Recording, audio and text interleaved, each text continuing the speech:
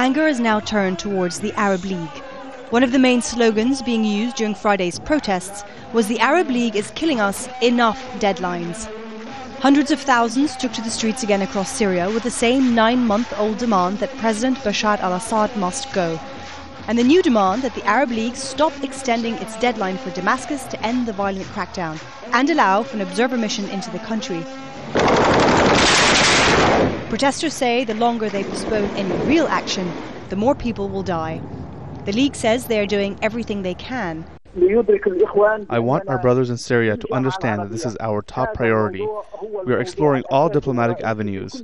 The meeting in Qatar on Saturday is going to be important because we will discuss what measures to take from now on.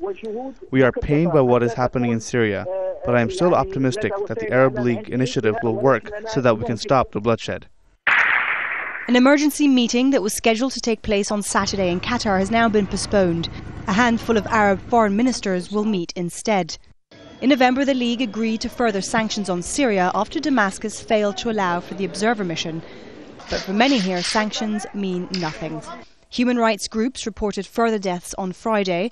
And in a surprising move, Russia, a staunch ally of Bashar al-Assad, has drafted a resolution at the United Nations condemning the violence. Other countries have said the text does not go far enough, but welcome the move by Moscow and believe they can negotiate a rewording of the resolution. But for the protesters on the streets, condemnations and negotiations do nothing to protect the people and stop the killings. Stefanie, Dekker, Al Jazeera.